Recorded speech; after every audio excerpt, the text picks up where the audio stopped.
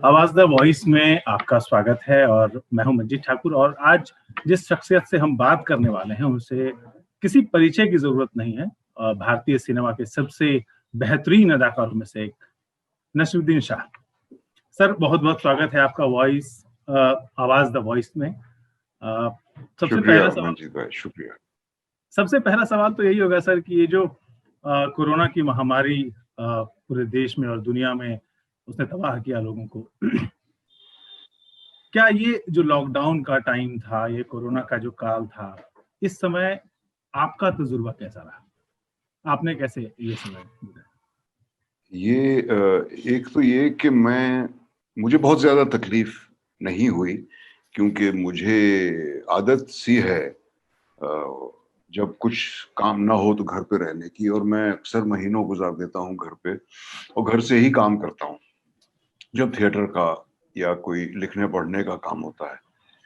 तो मेरे लिए तो ये एक बहुत ही एक्सटेंडेड सी छुट्टी सी थी, जिसमें मैंने बहुत कुछ जो मेरे पढ़ने की फहरिस्त में था, जो मुझे पढ़ना था, वो मैं पढ़ पाया। कुछ लिखना भी शुरू किया और कई 2-3 नाटक जो मैं करना चाहता हूँ उनकी बेसिक तैयारी हमने शुरू की जूम पर। वो तो खैर जो प्रैक्टिकल बात होती है, लेकिन एक बहुत अहम सबक जो मिला इस महामारी से वो ये कि आदमी को अपने आप को बोर नहीं होने देना चाहिए। जब दुनिया नॉर्मल थी और सुबह उठते थे और कुछ काम ना हो अगर उस दिन, तो ऐसा कुछ अजीब सी छटपटाहट सी होती थी।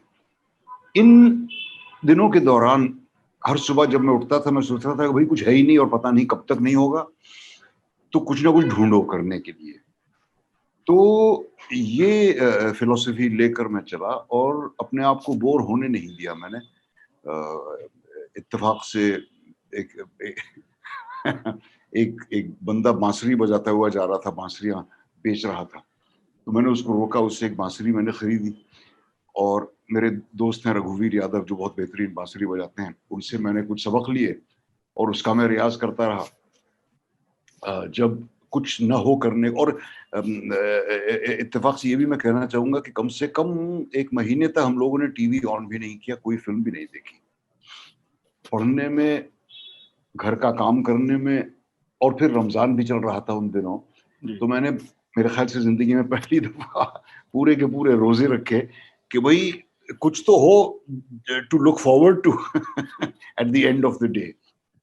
तो इस तरह मेरा तो लॉकआउट गुजरा और मेरे ख्याल से मेरे लिए काफी बेनिफिशियल रहा, क्योंकि एक हमारी वाकिफ हैं बहुत ही आलिम अंग्रेजी की प्रोफेसर लाहौर में, डॉक्टर आरिफा जहरा, उनका कहना था कि भाई बोर होना क्या होता है मैं तो जानती ही नहीं हूँ। अच्छा। इस बात ने मुझको बहुत मुतासिर किया था कि जब भी मेरे पास कुछ ना करने को हो मैं कुछ ना कुछ ढूंढ ही लेती हूँ। तो मैंने भी कुछ वैसा ही किया। ये तो सर एक निजी तजुर्बा रहा आपका कि आपने व्यक्तिगत रूप से क्या क्या हासिल किया, क्या क्या अपने आप को देखने का एक नया नजरिया हासिल किया। लेकिन क्या ये पैंडेमिक का टाइम था, इसने दुनिया भर में या फिर खास करके अगर हम हिंदुस्तान की बात करें तो लोगों के नजरिए में भी फर्क महसूस हुआ, इंसानियत को लेकर के, अपने आप को देखने को लेकर के, अपना आत्मनिरीक्षण करने को लेकर के कि भाई हम एक इंसान के तौर पर किस तरफ जा रहे हैं, क्या कर रहे हैं।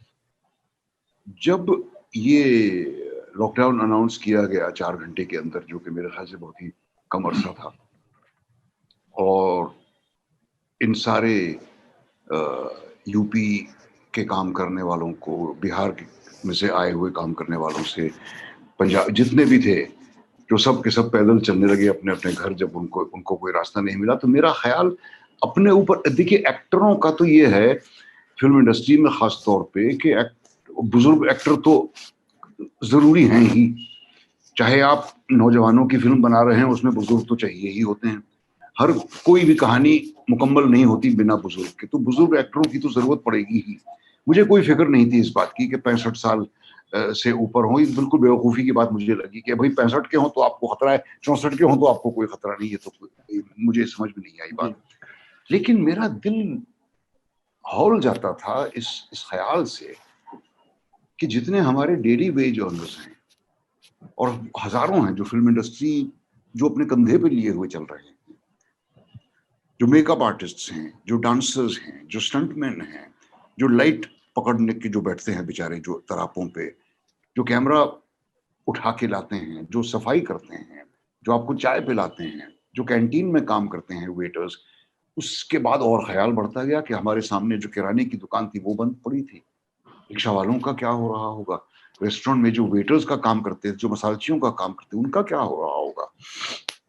हम लोग तो ऊपर वाले की दया से इतना कुछ रख पाए हैं कि हमें उसकी चोट महसूस नहीं हुई, लेकिन दिल पे बहुत असर होता था। और इन मुहाजिरों की तस्वीरें देखकर जो लोग अपने अपने बच्चों को लिए हुए, अपना सामान लिए हुए, अपने सर पे लादे हुए जा रहे थे, दिल टूट जाता था। और कहीं पर एक हैरत सी भी होती थी कि भाई हमारी हुकूमत जो है इतनी सख्त दिल है क्या, इतनी संग दिल है क्या कि एक मदद का हाथ भी नहीं बढ़ाया जा सकता इन लोगों की तरफ। पिछले कुछ वक्त से हमने ये भी देखा कि खास करके अगर मैं लॉकडाउन की बात फिर से कहूँ कि हमने देखा कि उस समय जब इंसान अपने अपने घरों में बंद थे तो परिंदे निकलने लगे, आसमान काफी साफ नीला हो गया, बादल जो है वो ज्यादा सफेद दिखने लगे। ये सब तो एक अच्छी चीज हुई और जिन मुश्किलात का आपने जिक्र किया वो भी हुआ। लेकिन पिछले कुछ वक्त से हमने देखा कि वो जो नफरत है वो काफी फल फूल रही, वो एक जिन्न की तरह बोतल से बाहर आ गया। क्या अब ये वक्त आ गया है एक बुद्धिजीवी के तौर पर, एक एक्टर के तौर पर, समाज को अपने हिसाब से देखने वाले शख्स के तौर पर आप ये कहें कि उस जिन्न को बोतल में बंद करने का वक्त आ गया है? मैंने बिल्कुल यही बात कही थी तकरीबन 2 साल पहले, और मुझ पर गालियों की बारिश हुई, इल्जामों की बारिश हुई, मलामतों की बारिश हुई कि तुम गद्दार हो और हमारे मुल्क में ऐसा हो ही नहीं सकता। मुकरने वाले बहुत थे और सबका ये कहना था कि भाई अगर तुम्हें डर लग रहा है तो चले जाओ यहाँ से। और मैं कह कह के थक गया कि मैंने ये कभी भी नहीं कहा कि मुझे डर लग रहा है। मैंने कहा इन हालात को देख के मुझे परेशानी हो रही है, मुझे अपने मुल्क के बारे में फिक्र हो रही है। मैं अपने बारे में नहीं कह रहा हूँ, मेरी तो जिंदगी गुजर गई और बहुत अच्छी जिंदगी गुजरी है मेरी। और इस मुल्क में एक मुसलमान की शख्सियत लेकर मैं कभी भी नहीं मैंने ऑपरेट किया है, और ना मुझे एक मुसलमान होने की वजह से कभी भी कोई रुकावट मेरे रास्ते में आई है, ना मेरे वालिद के रास्ते में, ना मेरे 2 भाइयों के रास्ते में, जिनमें से एक ने जिंदगी भर फौज में काम किया है और 2 जंगें लड़ी हैं हिंदुस्तान के लिए। हमें कभी भी इस बात का, ना मेरे वालिद साहब जो गवर्नमेंट सर्विस में थे। तो मुझे तो अपनी मुस्लिम इनफरादियत का एहसास ही नहीं था। अब जबरदस्ती करवाया जा रहा है। जो लोग मुझसे बार-बार कहते हैं कि तुम इस तरह की बातें जो करते हो कि मुल्क के हालात ठीक नहीं है तो चले जाओ यहाँ से। अरे भाई, अगर मुझे अपने घर में कोई बात गलत लगे तो मैं घर छोड़ के चला जाऊँ या उस बात को सुधारने की कोशिश करूँ। तो बतौर एक कलाकार के हम कर भी क्या सकते हैं सिवाय सवाल उठाने के।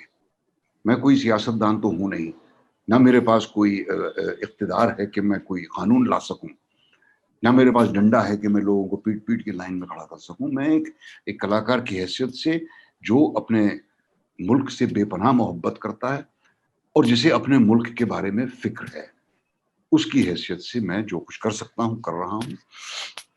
जहाँ कोई मैसेज दिया जा सकता है। और जो डर तो मुझे ये है कि ये एक बार फैल जाने के बाद इसको समेटना मुश्किल है। हमारे लीडर्स तो, कोई भी लीडर्स उम्र भर नहीं रहा है और ना कोई रहेगा।